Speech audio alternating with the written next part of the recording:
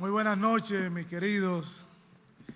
El Señor continúe derramando bendiciones sobre cada uno de nosotros y nos ayude en este ejercicio del estudio de su palabra. Bien, en esta noche yo quiero seguir tratando el tema que nuestro hermano Manuel ha iniciado, que es el tema del profeta Ageo. Y entonces nos vamos a detener en este libro y vamos a comentar, vamos a seguir reflexionando y ver cuántas cosas encontramos en este precioso libro. Miren, un poco de el contexto histórico que se desarrolla el libro nos dice que Ageo fue la primera voz profética después que el pueblo fue exiliado a Babilonia. Si usted se lee Ageo y Zacarías y Esdras, tiene un complemento de todo lo que se está tratando en el tema. Por ejemplo, nosotros hemos estudiado y hemos aprendido que en el año 587 antes de Cristo, Nabucodonosor vino a Jerusalén ya por tercera vez y en esa ocasión destruyó los muros, el templo y la ciudad. Si ustedes quieren pueden tomar nota, y eso está en Segunda de Reyes, capítulo 25, los versos del 8 al 21, también Jeremías, en su capítulo 39 y 40, toca este tema de este evento histórico. Recuerden que estamos hablando de Jerusalén. El reino ya está dividido, Jerusalén está al sur, Samaria arriba, el reino del norte, pero el reino del norte hace tiempo que Asiria dominó esa parte del pueblo de Israel. El pueblo de Jerusalén, las dos tribus de Judá y Benjamín que habitaban en esa parte, en la parte sur del pueblo de Israel, es la que nos estamos refiriendo, y donde estaba el templo. ¿Cuál templo estaba ahí? ¿Cuál era? ¿Quién construyó ese templo?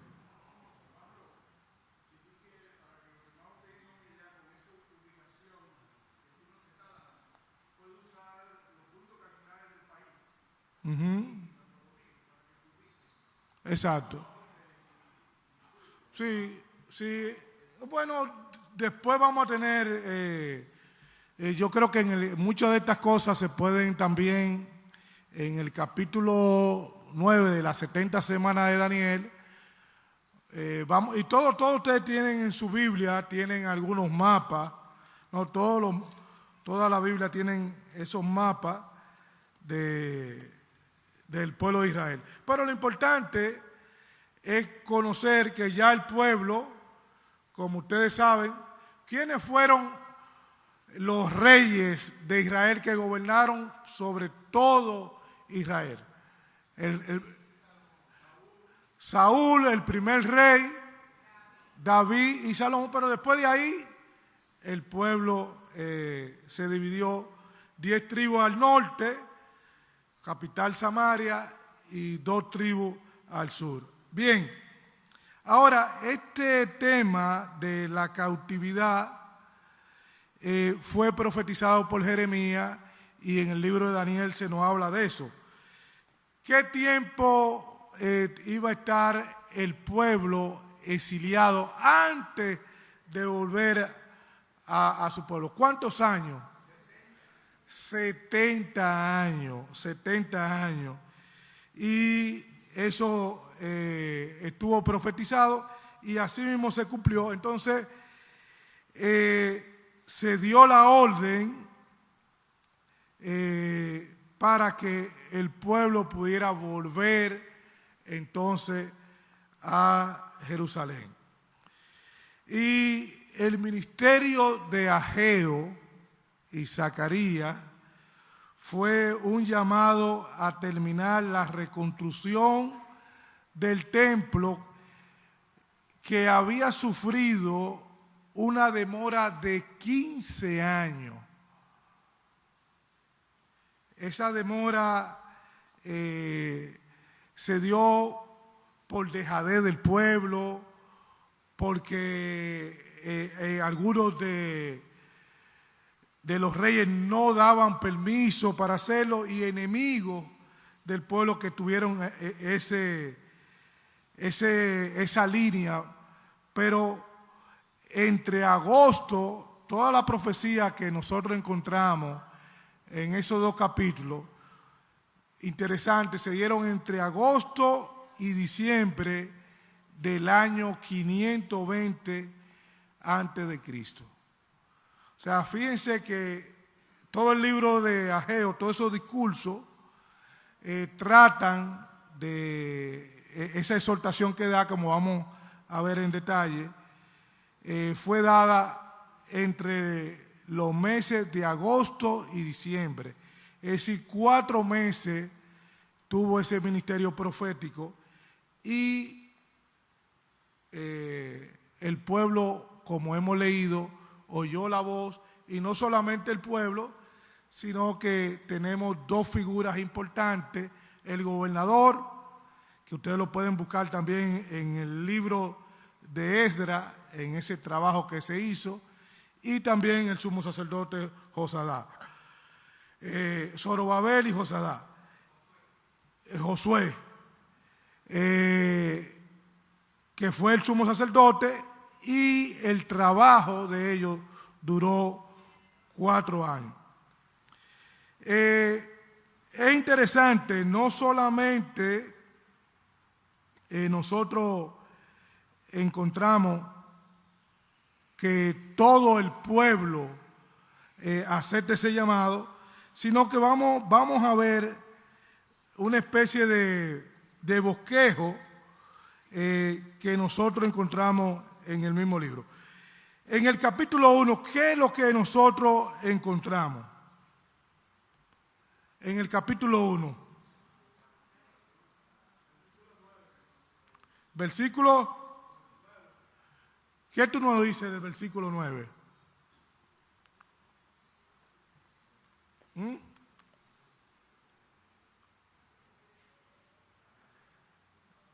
¿Sí?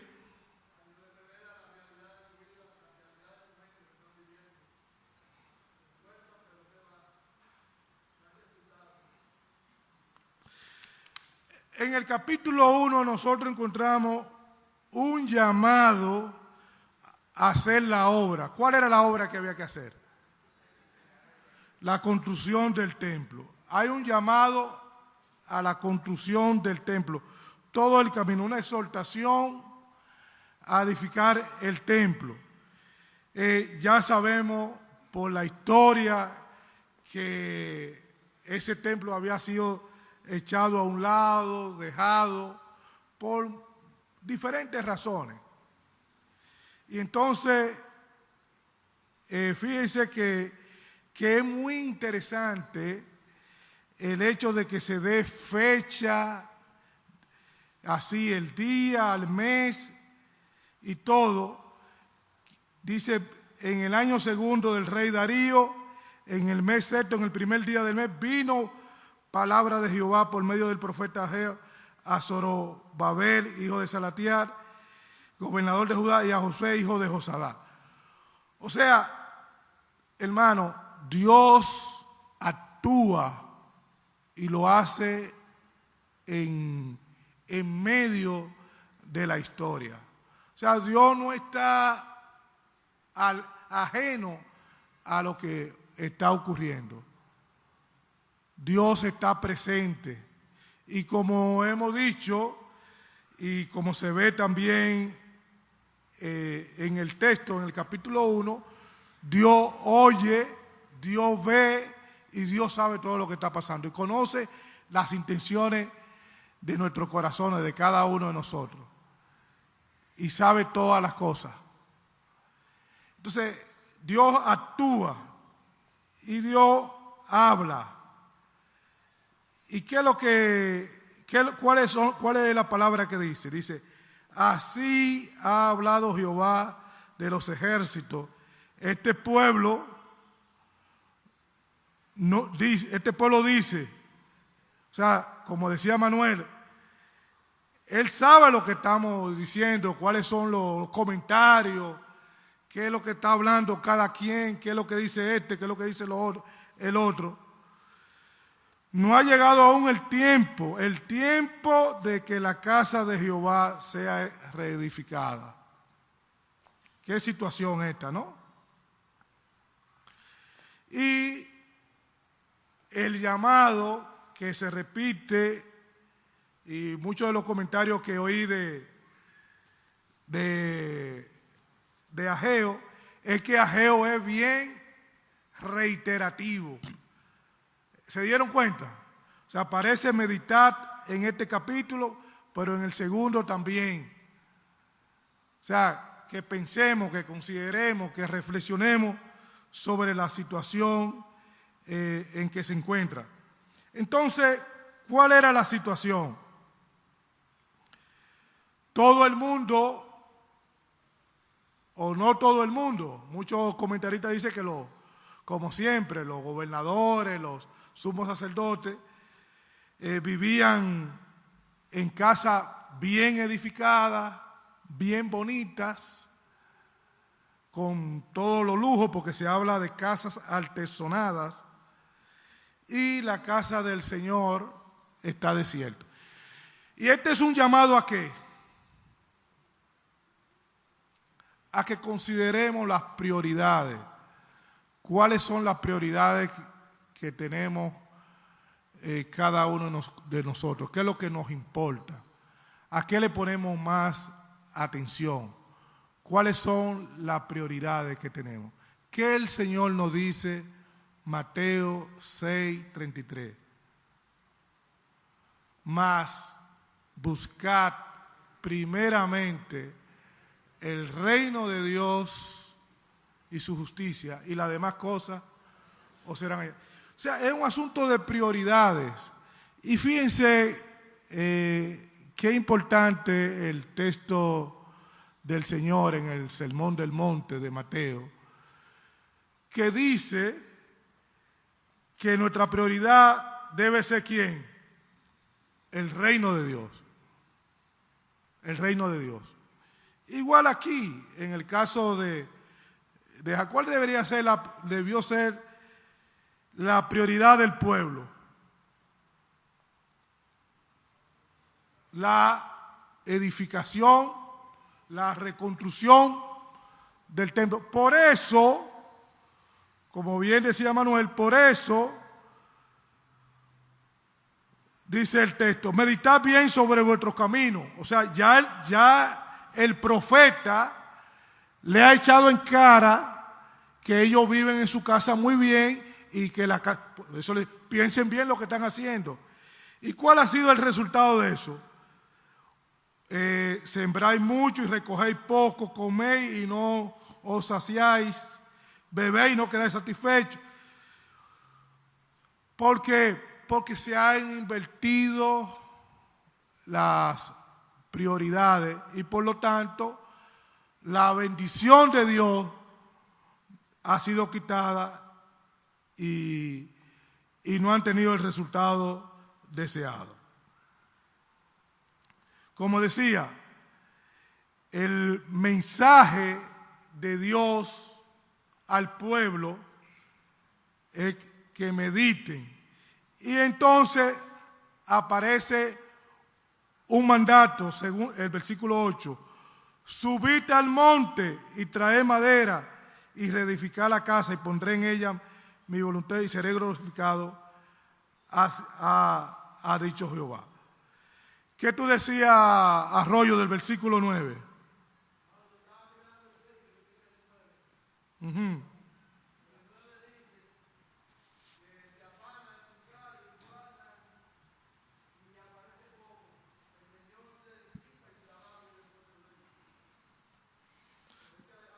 Sí, o sea, sigue en la misma línea que nosotros vimos en el versículo 6.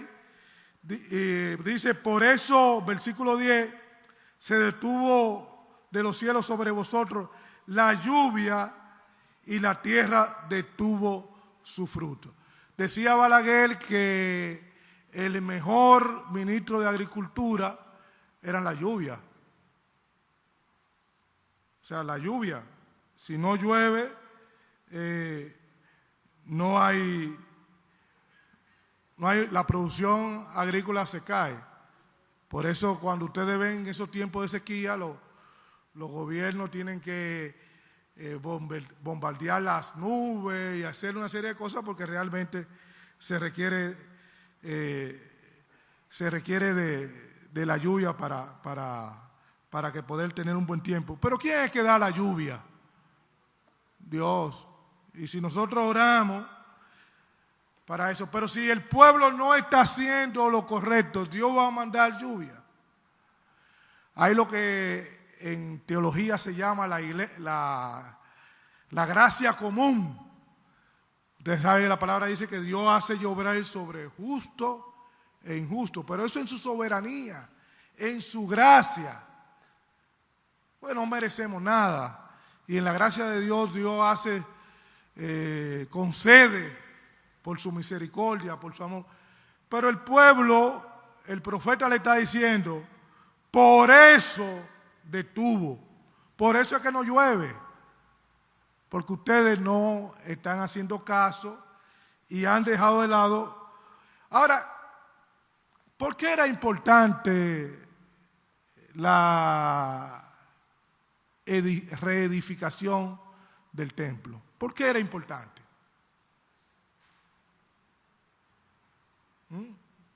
Guillermo. Por ejemplo, ¿dónde iban a hacer los sacrificios? Hay un lugar donde hacen los sacrificios, entonces ese puede ser uno de los motivos. ¿Qué más? Aparte de los sacrificios. José Vázquez.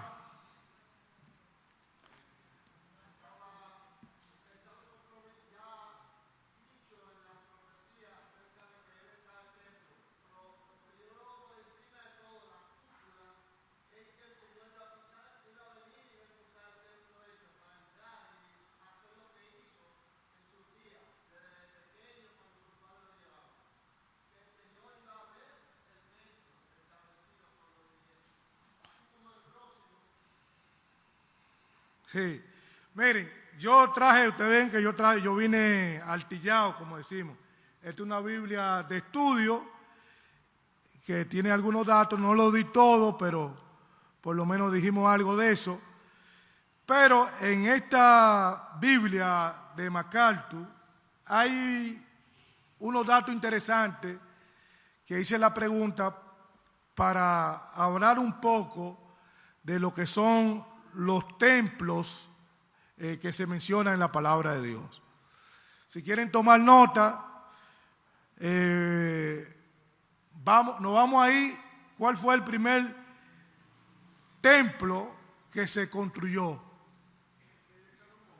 No, templo, exacto. Lo que pasa es que el tabernáculo es un templo, pero móvil. Ustedes recuerdan, ¿no? Recuerdan toda la historia que encontramos también en el Éxodo, pero también en los Reyes. Recuerdan que lo llevaban, el tabernáculo, lo movían. ¿No recuerdan en la historia de David? Sí, todo el Antiguo Testamento. Es que se nos está yendo el tiempo, José. Déjame dar este detalle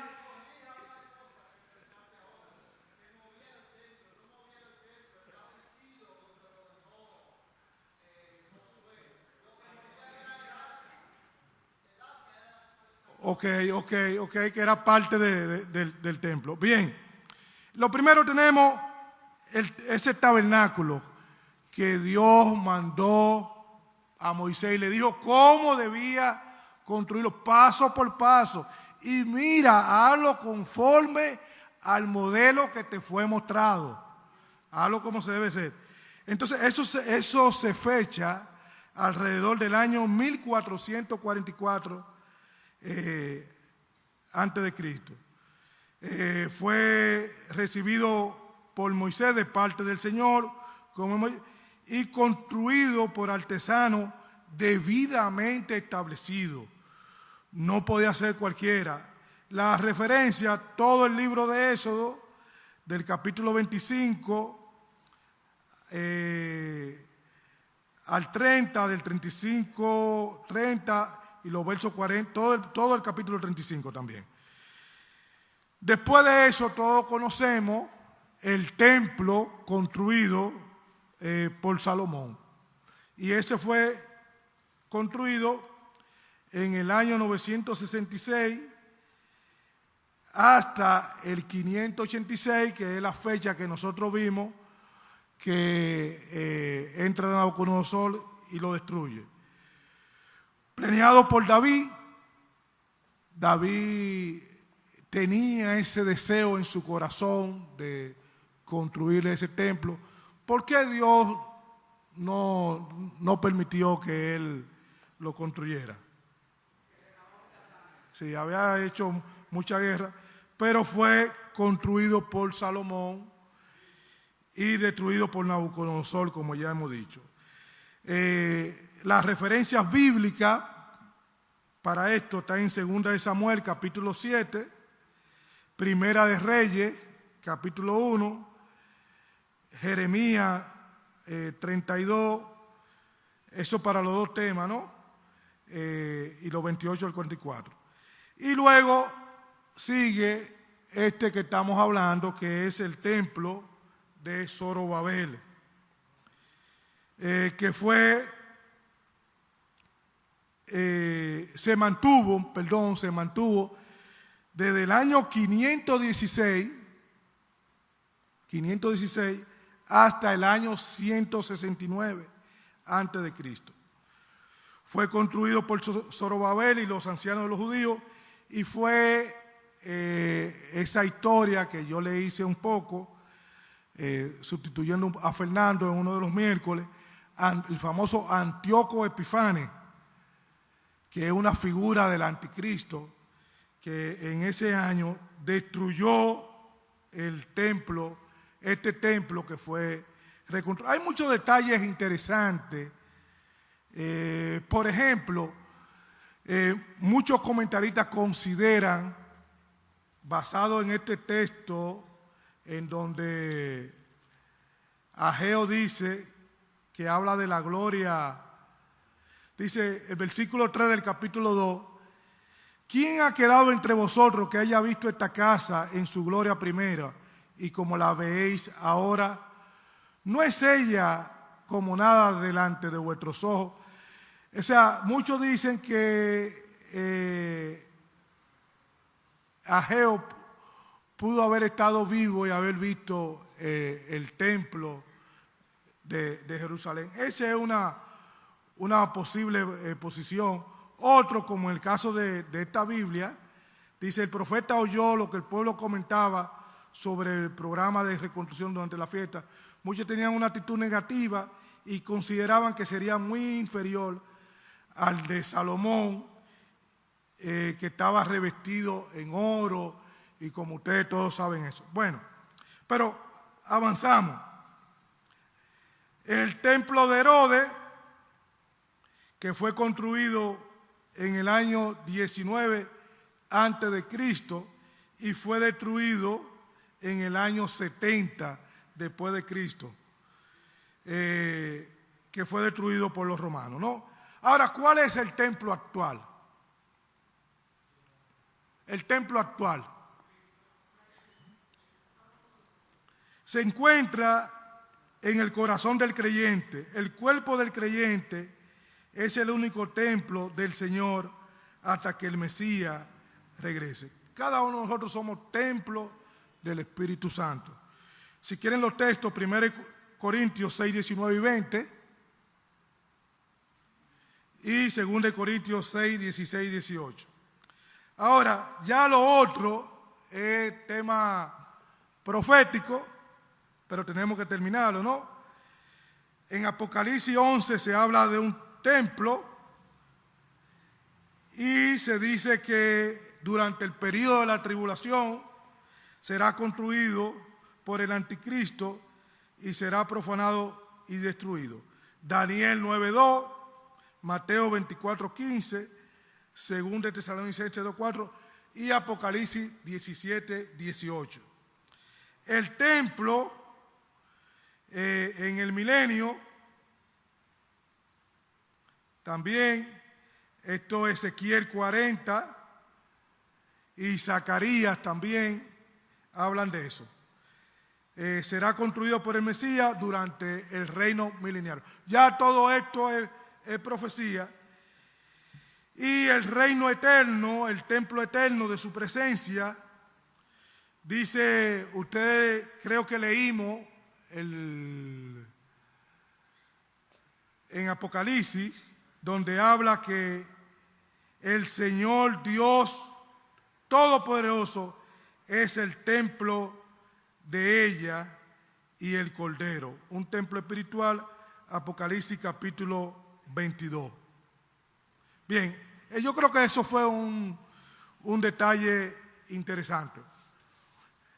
Concluyendo, ¿qué podemos decir de todo esto?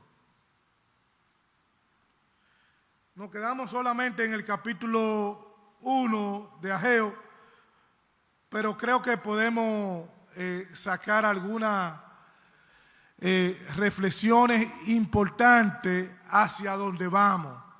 O sea, nos hemos programado para pensar en una iglesia victoriosa, una iglesia que dé paso, que camine hacia lo que el Señor nos demanda. En esta parte de la exhortación a edificar el templo, porque el templo, el tabernáculo, ¿qué era? Era donde moraba Dios. La gloria de Dios se veía en el tabernáculo. Por eso ese texto de Juan y también en Apocalipsis que tratamos el domingo. He aquí el tabernáculo de Dios con los hombres, o sea, la presencia de Dios. Y esa presencia de Dios en el Señor se hizo física, tomó carne humana. Por eso el evangelista Juan dice, vimos su gloria, gloria como del unigénito del Padre, lleno de gracia y de verdad. Y es interesante que ahí los conceptos de gracia y verdad no están para contraponer uno con otro, sino que son dichos por el apóstol Juan, por el evangelista, viendo la figura de Moisés, que a Moisés fue que se le dio el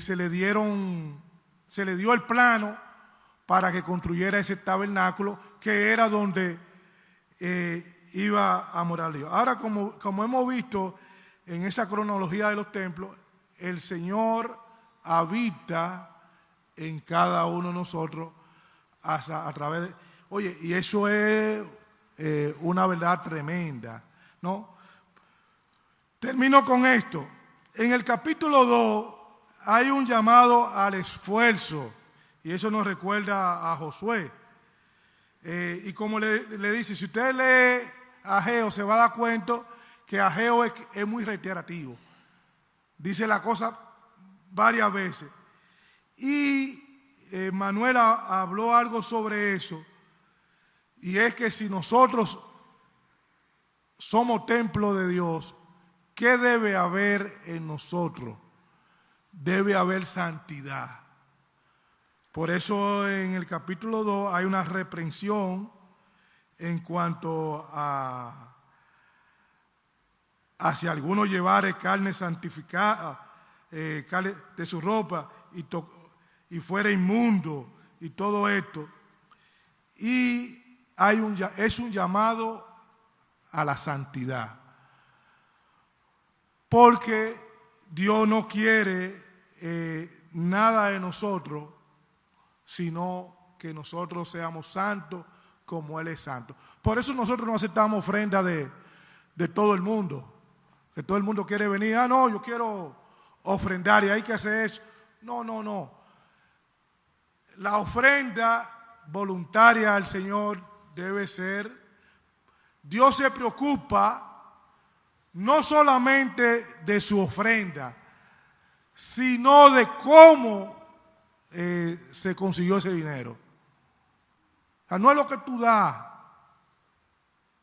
sino de todo. Entonces, en el tema porque se necesitaba recursos, muchos recursos para la reconstrucción del templo. Entonces, se hace ver que la ofrenda que se vaya a recibir sea una ofrenda que tenga una provisión santa también y que no haya nada inmundo. Por eso dice, versículo 14, y respondió Ageo y dijo, así es este pueblo y esta gente delante de mí, dice Jehová, y asimismo toda obra de sus manos y todo lo que aquí ofrece es inmundo. Y vuelve otra vez la palabra central que escuchamos en el capítulo 1 y ahora en el capítulo 2. Ahora pues, ¿cómo dice? Meditad en vuestro corazón desde este día en adelante, antes que pongan piedra sobre piedra en el templo. O sea, Dios quiere que todo sea bien hecho. Fernando, y con esto invitamos a Manuel que puede venir subiendo. Fernando, sí.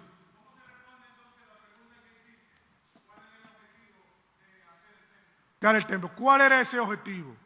Que la presencia de Dios volviera a entrar en su pueblo.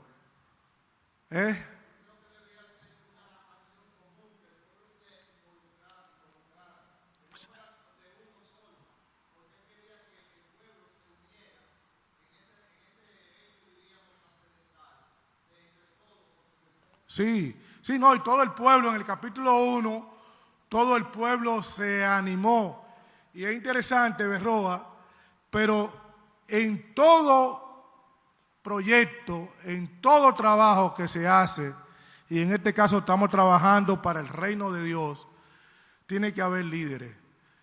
Por eso se elige a quién, a Zorobabel y a Josué, sumo sacerdote y el hombre político, vamos a decir, el ala político y el ala religiosa, que son los que van a llevar la voz cantante. Para más detalle, podemos ver el libro de Esdras y también el libro de Zacarías, que es muy, muy interesante y que trata también este tema.